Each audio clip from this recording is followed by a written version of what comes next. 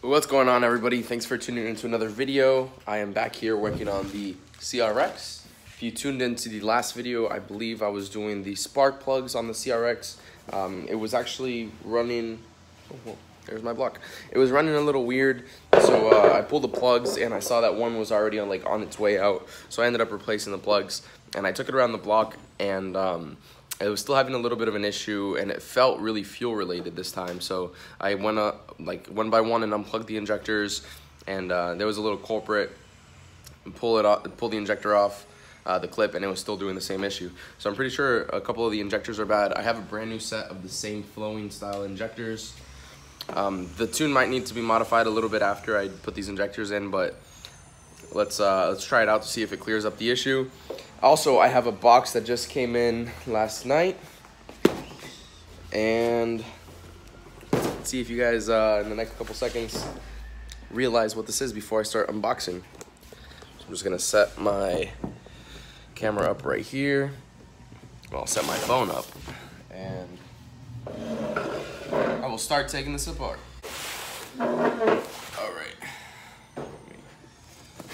This camera angle sucks, but whatever. You can see what I'm opening.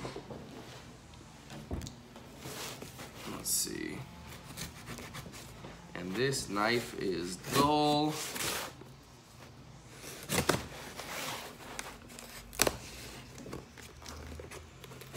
I ordered this like a week and a half ago, 2 weeks ago, and it just came in. I'm sorry that the camera's moving so much. It's sitting on top of my hood, and I'm taking this apart on my hood. Got a little pouch. So I don't have a slip that's open or nothing. All right. This is a cool little carrying pouch. Looks pretty high tech. Starter kit, baby tripod, cleaning stuff, Q-tips, little USB data transfer, carrying case for a SD card, which is right here. And if that didn't give it away, this most certainly will. Yost just bought a new camera. He bought the 730 PowerShot. I got the 740. Found a deal online on Walmart.com. So this is, I think it shoots in 1080 and 4K. It's a nice vlogging camera because it has like a flip-up style display. So here, let's just go to the guts of it. I was reading reviews and watching a lot of videos on it, and from what I can gather, it's a really good camera for what I'm looking to do. Flips up like that.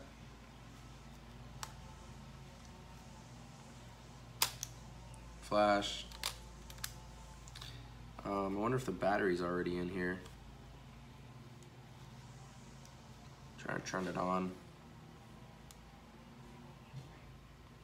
No, I think the battery's right here actually. But yeah, so this is a pretty cool utensil that we're gonna be using for our channel.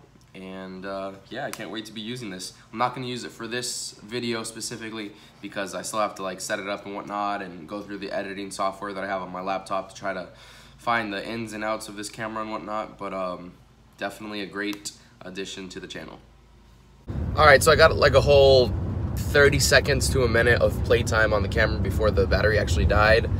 Just from the quick looks of it, the wide lens on the front is like really good.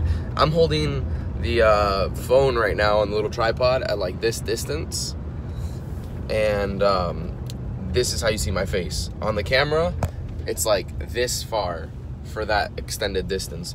So that means that I could be like, excuse me being so close to the camera, but like this close, and you'd still see a picture like that. So that's really awesome. It's like a lot less strain on your arm, especially when you're trying to vlog like your own personal opinion on things, or if you're trying to like record other things around you, you have more of like a wide shot. And I don't think it's a specifically designed wide lens, but the lens just happens to be a lot wider than like a camera lens from a phone, you know? So anyways, while that was charging, I put the battery to charge on the camera because that died. I went inside to go make a cup of coffee, and I'm out of coffee beans. So I'm gonna run over to Starbucks right now, get a nice pound of coffee, have it ground specifically how I like it. No, I'm just kidding. Just gonna get some ground coffee so I can start making more coffee at home while that charges, and yeah. Guatemala Antigua. Got myself a little pound of coffee at Starbucks. Now I'm gonna go home, make myself a little cup. I love drinking Starbucks coffee. I used to work here, and you become accustomed to the taste and the sweets and the sweet tooth and whatnot. But it's expensive if you want to come to Starbucks every single day and buy a $4 or $5 coffee and then something to eat on top of it. It gets real expensive. You think 2-3 times at Starbucks, you're already at like 15 bucks. This $12, and don't hit me. Yo, chill out. Don't try to run into me. But yeah, anyways, you come in 2-3 times, you're already past $15. I just got a whole pound of coffee that'll last me like 2 weeks at home for $12. So, you know, it's a lot cheaper, and it's still good coffee in my opinion.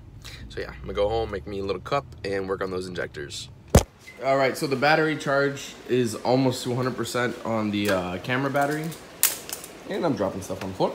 So while that finishes up, so we can play with that, I'm just gonna change those injectors over right now. It's really simple. I'm not really gonna record it. That's just the fuel rail comes off, unplug everything, obviously, try to clean up any fuel that leaks, change the top hats, and put the injectors in. Super simple. So I'm just gonna start working on that, and then you'll see once the camera should be fully charged.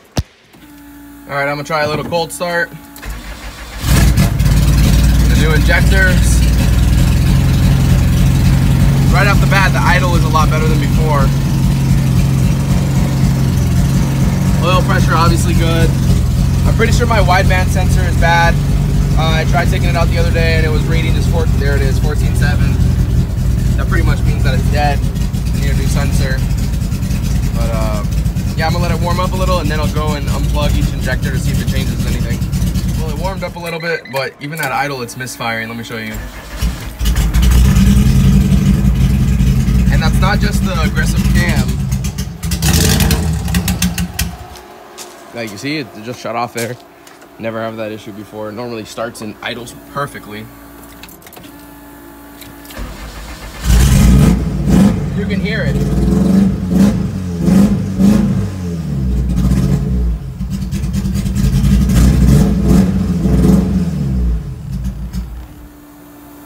And it makes me think it's not anything mechanical, because I had that issue happen once before, like a week ago.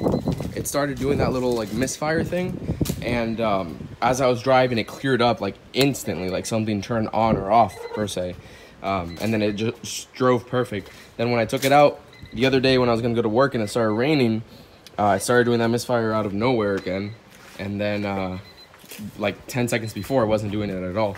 So that's why I figured it was like a stuck injector or something like that. So I don't know, it's really weird. It's got brand new plugs, a brand new set of injectors, and obviously the ignition system is the coil unplug. Unless one of the coils is going bad, I'll pull them right now, but I can't see why these perfectly good set of coils that just had runtime on the Integra would already be going bad. Obviously I'm gonna check it, but I don't know, it's really weird, very weird. All right, so I am here with my boy Khalid's. It's good. We are about to go to the parts store and get a compression tester. I don't think it's a compression issue, but we just checked timing. Timing is dead on. Brand new spark plugs, brand new set of injectors, and the coils, we swapped them around, and it wasn't a definitive, we couldn't really pinpoint what the problem was with if it were to be the coils. I'm gonna see if Shane can get another warrantied out set from O'Reilly's, because I have warranty on these. Yeah, so we're gonna go get the compression tester right now and test it out, and if it shows us the problem is compression, then we know that it's that. But if it's not compression, then we just keep on scratching our heads. Yeah. What do you think? I don't know. It's a weird problem, isn't it? It's like too early for me to think about this stuff.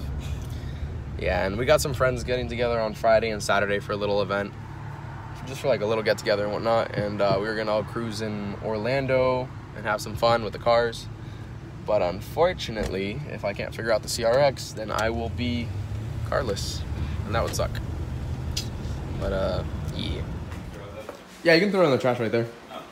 All right, so we picked up this compression tester from Advance. It was like 30 bucks. So I'm gonna go ahead and take all the coils out, take the spark plugs out, take the injector, like unplug them. So that way there's no fuel going in and obviously no spark, and we can put the compression tester. And like I said, I don't think it'll be compression related, but it's best to take that variable out of the equation. So without further ado, I'm gonna do that right. Why isn't it working? Oh, okay, we're good. All right. So I got the injectors unplugged, coils out, spark plugs on them, and yeah, I'm gonna stick the compression tester in, and then we'll crank each cylinder. We'll crank it from the key, and then each cylinder should build compression, and we'll see on the compression tester. Go ahead, cylinder 2. We're good.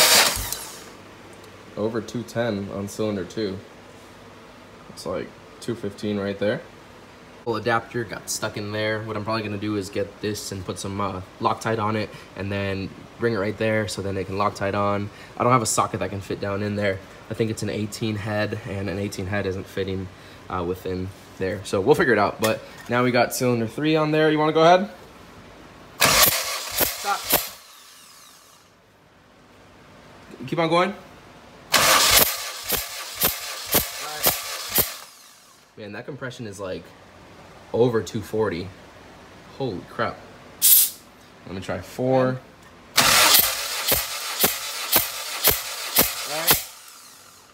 All right, so cylinder 4 is also at 240. Looks like cylinder 1 is just a little bit lower compression. It went from like the 200 to 240 range. Cylinder 1 is around like 180, like 180, 190. I don't think it's a crazy difference. I'm just gonna do cylinder 1 again and verify, but it's not crazy difference. It's not like it's 0 compression, obviously. Go ahead again. Cylinder 1. All right. Yeah, cylinder 1 over 200. It's 210. The other ones are like 240. It's within its admissible or allowed variance or whatever. So it's got good compression. It's got spark, obviously. It's got fuel. I want to say it's almost like something electronic. You know what I mean? Yeah, I suppose it's your ECU. And the ECU is fresh. I mean, we could check it. We could check it out and look at the board, see if there's any burns or anything, but I can't see anything immediately happening. But yeah, let's pull it. We got the little adapter out of the cylinder hole. So while we have the injector, or the injector's unplugged and the spark plugs and the coils all out, I'm going to do a better test of the spark. Go ahead, bud. Cylinder 1. One's got good. One's got spark. Let's do 2. Actually, let me move this to, let's do ground on the valve cover right there. Go ahead. All right, actually go ahead now. I'm gonna try it on a different spot. It's not spark. Keep on going.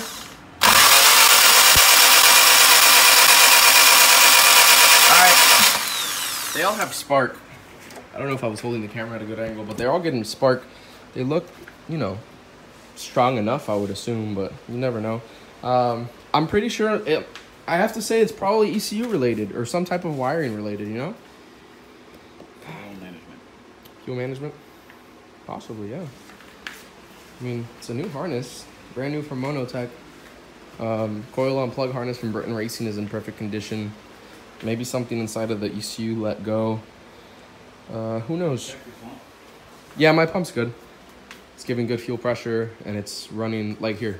I have it unplugged right now, so we could do a compression test, but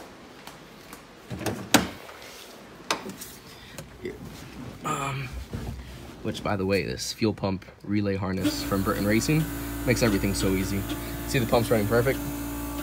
Shut it off, and then prime it again. Shut it off. Prime it one more time. There you go. You're good. Like it's running flawlessly. But yeah, last time that I showed you guys anything on the CRX, I mounted it up right here, the ECU behind the carpet. I'm just gonna unbolt it.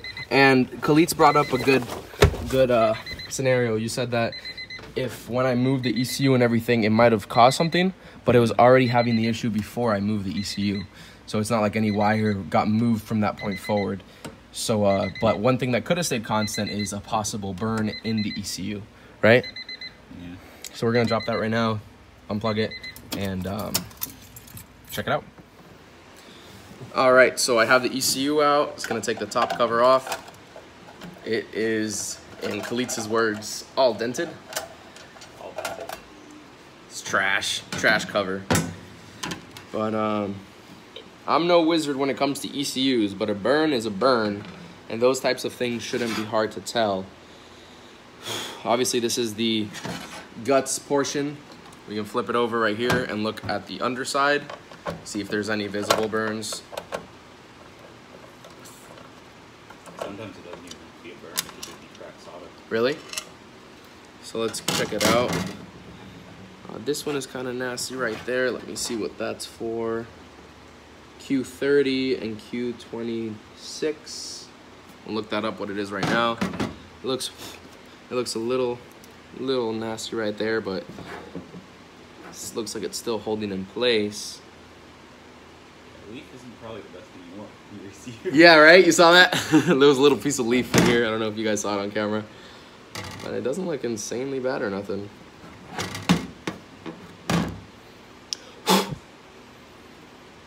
Yeah, from the looks of it, you know, I don't see anything wrong with it.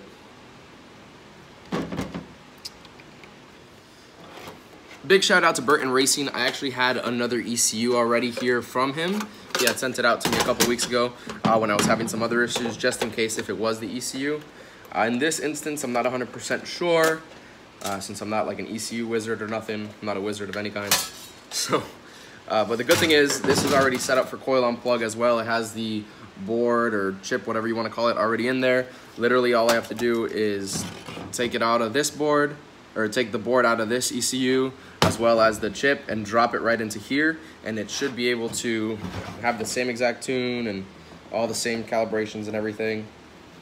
Super easy. He showed us how to do this when we were over at his shop one time.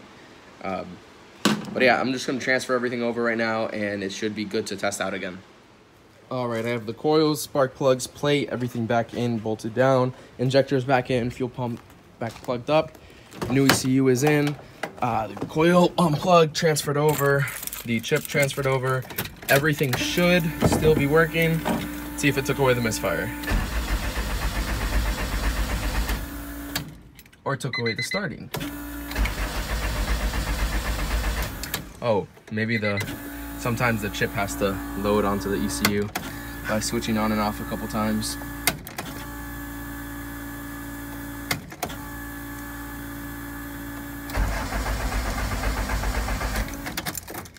Or maybe not. All right, so unfortunately I had to stop. Khalitz went home. I had to take a shower and get ready for work. So I am now, well, undershirt, work shirt right there, and I'm heading to work right now. And it's about 3:30 right now. Hopefully I get off around 10:30, 11. I might tinker with the car a little bit, but it's one of those things that to get it to start, it's super loud. So I'll probably wait until tomorrow morning, if anything. It wasn't starting at the end right now because I switched everything over to the new ECU, and sometimes it takes a couple key cycles to like actually load the map onto the ECU from what I'm told. So hopefully it was just that. I did it a couple times and it didn't do anything different, but maybe I forgot to plug something in, or who knows. I didn't really have a lot of time right now to go over it and actually see what it could have been, like if I put the ECU in wrong or something, which I don't think I did, but you never know. But unfortunately I wasn't able to do that. Now I'm heading to work. I'm gonna wrap up this video for today. There already should be about like 15 or 20 minutes of footage, and I don't want to drag it along too much. But without further ado, let me know what you think in the comment section below. Maybe you guys can help me or help guide me in the right direction. Kind of like a brief overview. Let's just go over what exactly we changed and what exactly we know is good. Cylinder 1, second time we did compression test, it was like 210. I believe cylinder 4 was also around like 220. Anyways, cylinder 1 through 4 was over 200. So we know that the compression is good on all cylinders, all within its allowed variance, and it's all, you know, high compression. It's good. brand new spark plugs. We verified that they were all throwing spark. It's possible that the coil was acting up and that it was giving a weak spark. Like I said earlier, Shane and I are gonna get some new coils and see if that helps anything. So we have compression, we have timing. I checked the timing, it's perfect.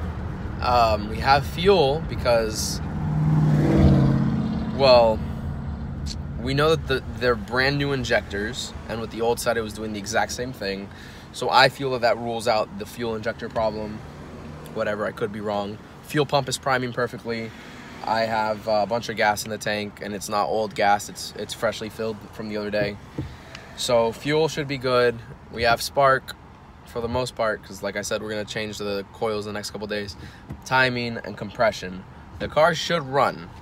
Now the ECU is the last thing that we just changed, and hopefully tomorrow morning I can figure out why the map wasn't loading or why it wasn't firing over or whatever. But so I think that it should be something related with that. Like I mentioned earlier, I really want to take it to Orlando this weekend and just have some fun with some friends. But you know, if it doesn't, then we'll just have fun with other car people. But thanks for watching, guys. Like I said, let me know what you think in the comment section below. We'll go over all the comments and take into consideration your guys' thoughts and opinions. Hope you guys have a great afternoon. I'm gonna try to not let this throw me down. Obviously, it's not a daily driver. I know the struggle of having a daily driver go bad, but obviously I have the truck. That's why I always recommend, if you have to go slower and build a project car on the side rather than dumping a lot of money into your reliable daily, it's the best option to do. I hope you guys enjoy the rest of your day. I'm gonna go to work right now. Keep a positive mindset, and we'll see you in the next video. Peace.